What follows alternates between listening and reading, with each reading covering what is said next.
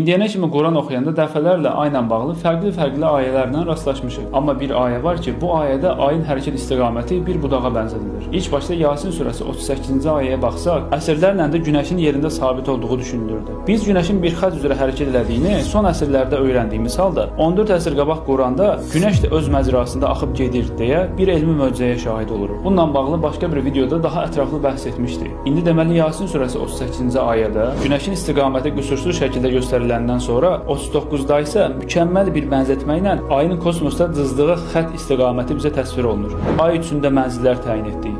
Nəhayət o, əyilmiş xurma budağı kimi olur. Ayəni oxuyan kimi bilinci ilk başda ayın istiqamətini araşdırdıq. Qabağımıza çıxan əsasən ayın dünyanın ətrafında spiralvari qıvrım şəkildə fırlanması görüntüsü oldu. Ardınca ayədə keçən quru xurma budağının şəkillərinə baxdıq ki, ayədə niyə məhz ayın hərəkəti quru xurma budağına bənzədilir? Baxın, xurma ağacının budaqlarına baxanda fikir verdik ki, bu ağacın budaqları quruyanda tam da ayədə deyilən kimi ayın spiralvari qıvrım hərəkətinə oxşuyur. Hətta bu budağın bir ucundan tutub əlimizdə fırlatsaq, birbaşa ayın kosmosda hərəkət istiqamətini sanki bir növ əlimizdə görmüş olacaq. Yəni sadəcə bu iki ayədə həm günəşin bir istiqamət üzrə hərəkətdə olduğu, bununla belə günəş hərəkətdə olduğu halda ayın da onunla birgə quru xurma budağına bənzər şəkildə hərəkət etdiyi anladılır. İnsan buna necə heyrət etməyə bilər? Maraqlı tərəflərindən biri də odur ki, dünyadan belə izləsək, ay ilin bəzi aylarında özünü bizə göstərir və hər gün gündəlik bir istiqamətdə hərəkət edilmiş kimi çıxdığını görürük. Dünyadan izlədiyimiz bu ayın istiqamətinə belə diqqət etsək, qəribə bir şəkildə xurma ağacının formasına və ya budağına bənzəyir. Baxın, bir insan 1400 il qabaq astronomiya elminin bu qədər inkişaf etmədiyi, teleskopların olmadığı bir dövrdə bizim belə müasir teleskoplarla yeni kəşf elədiyimiz məlumatları